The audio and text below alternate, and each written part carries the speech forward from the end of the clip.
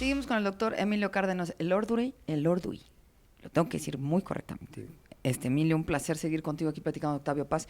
Y bueno, estábamos hablando sobre por qué leerlo. Ahora me gustaría un poquito sobre tu vínculo con él, esta oportunidad que tuviste de compartir con él. Me ¿Cómo imagino no? muchas cosas. Creo que son las cosas que podemos aportar, que no están en Sí, ningún claro, libro, claro. que es como un joven, que era yo en ese momento, un joven que estudiaba en París un doctorado, tuve la fortuna de conocerlo cuando él renuncia a la embajada de la India por Tlatelolco, por la muerte de los estudiantes en Tlatelolco. Fue el único mexicano que renunció, el único funcionario que renunció a un puesto. Renuncia y llega, estaba casado con una francesa, Marie-Jo Paz, y llega a París en el mes de noviembre. Y yo era muy amigo de Juan Ibáñez, que era un gran director de teatro universitario, y estando él en París, Juan Ibáñez, por un encargo de Buñuel, y viéndonos todos los días, dice, oye, va a llegar Octavio Paz, vamos a comer con él, acompáñame, te lo presento, y tuve el honor de conocerlo en el Café de Flore en Saint-Germain-des-Prés. Yo tendría 25 años en aquel entonces, y Octavio Paz venía de la India después de haber renunciado. ¿Él como cuántos tenía años? Él tendría como 54 años, ¿no? Él nació en 1914, estamos en el centenario de su nacimiento. Y pude conocerlo de una manera excepcional. Yo quería que este hombre me hablara y sucedió que lo que él quería era que yo hablara. Como yo viví en París y me tocó todo el movimiento estudiantil de Francia frente a mi casa, se inició en el Boulevard Saint-Germain, yo vivía ahí en un cuartito como estudiante universitario, él quería saber qué había pasado en París. París fue antes, luego fue lo de México, ¿no? Y en vez de escuchar yo a este gran hombre, yo era un informante, como Sagún con los indígenas mexicanos que le informaban sobre lo que significaba México, ¿no? A Sagún. Y él lo que quería era preguntarme y preguntarme y preguntarme. Entonces me di cuenta que pues yo era su informante, ¿no? Luego ya hablamos mucho tiempo después de otras cosas. Pero él llegaba a París, a una ciudad que conocía perfectamente, había vivido ya 11 años ahí, y resulta que yo era alumno de gentes que él conocía, de Raymond Aron, de Costas Papanayu, su mejor amigo en Europa probablemente, maestros míos, y yo era un joven que había participado como espectador en la Revolución de Mayo de París del 68. Y esto lo convirtió para mí en una situación muy extraña. Quien tenía que informar era yo. Y entonces me preguntaba sobre esto, sobre aquello, sobre qué decía Sartre, qué decía Arón, qué decía Papanayo, qué decían los periódicos, cómo había sido el asunto. Y como yo había participado como estudiante, pues sí tenía información de Activa, primera mano, total, ¿no? sí, claro. Y entonces tenía a este hombre escuchando a un joven de 25 años, hablándole sobre algo que él no conocía. Lo oyó por la BBC lo que había pasado en México, leía los periódicos, pero yo era un informante de primera mano. Y lo más interesante, por la pequeña anécdota que cuento, es la curiosidad. Un hombre abierto al mundo, con una enorme curiosidad, con un enorme interés de oír a los jóvenes, de escuchar a los jóvenes. Yo tenía 25 años y ponía una atención enorme a lo que decía yo, y luego lo supe. Cualquier joven que hablaba, a él siempre le preguntaba, ¿y usted qué opina? ¿Qué está pasando? Él nunca tuvo una actitud de Soberbio, pontífice. sí. Es una cosa, a mí me parece Sí, excepcional, la claro. humildad con la que en general, es mi experiencia, hablaba porque él quería estar informado de otras Y generaciones, sabía ¿no? escuchar, ¿no? Y sabía escuchar. Yo creo que la sabiduría empieza en Sí, esto, claro. saber escuchar.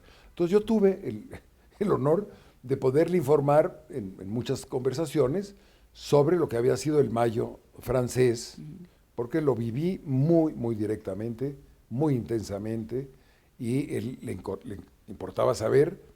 Había otras gentes que le iban a contar sobre eso, ¿verdad? Los grandes profesores que eran sus amigos, pero él quería la perspectiva de un joven, como Claro. la Revolución de Mayo, eran los 60 de los Beatles, era la juventud.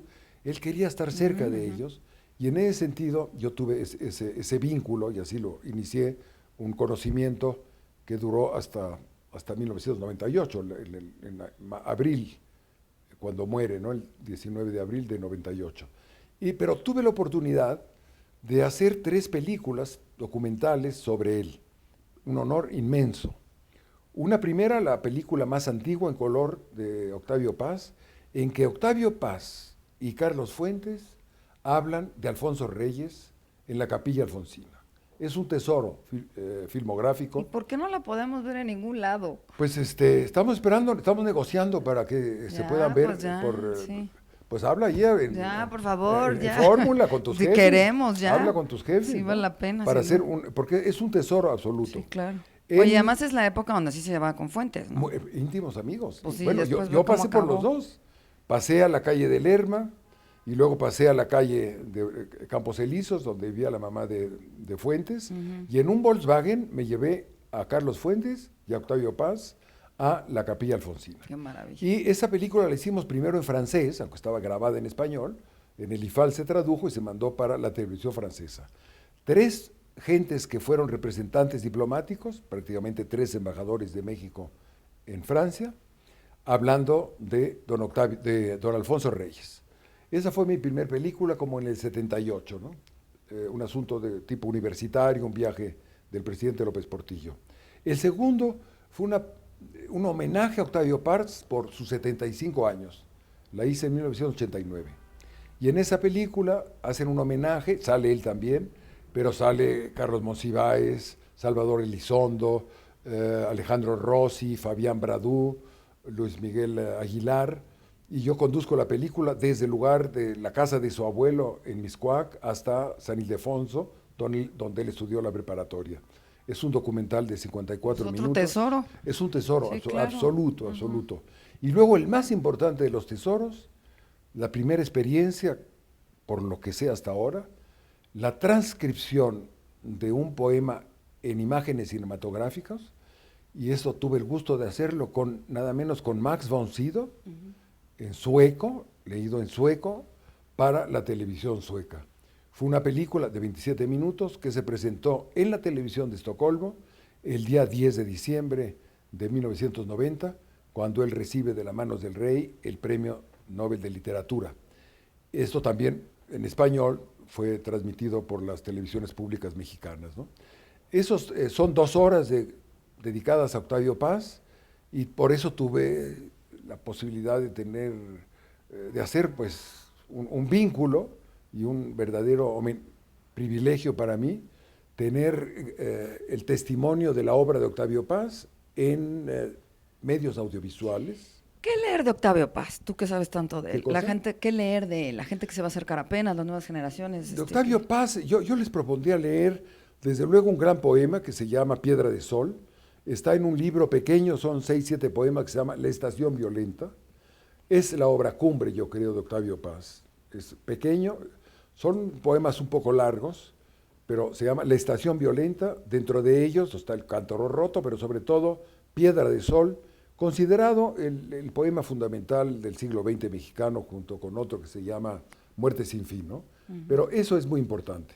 Y yo le recomendaría sus primeras letras. Hay un libro que se llama Primeras Letras, los ensayos de un jovencito, muy joven, 22, 23, 24, 25 años, para que vean cómo podía en esa época, el genio de Octavio Paz. Sí, claro. Primeras Letras, está publicado creo que en el Fondo de Cultura Económica, cómo escribía un joven de menos de 30 años, ensayos breves, artículos, y le recomiendo eso para que se den cuenta de cómo la gente que trae En la sangre. en la sangre, el abuelo, El abuelo, el padre. escribió 40 libros, fue director de un periódico muy importante, La Patria, luego su padre también escribió Es cierto que empezó a estudiar la carrera de abogado, pero no la la dejó, terminó, ¿verdad? la terminó, Ah, sí, la pero acabó. muchos les molestaba esto de ser abogados y dedicarse a sacar gente de los departamentos porque no pagaban la renta, y esto era una cosa muy fea. Sí, claro. Y lo hacían por obligación, pero a la hora de querer, no querían dedicarse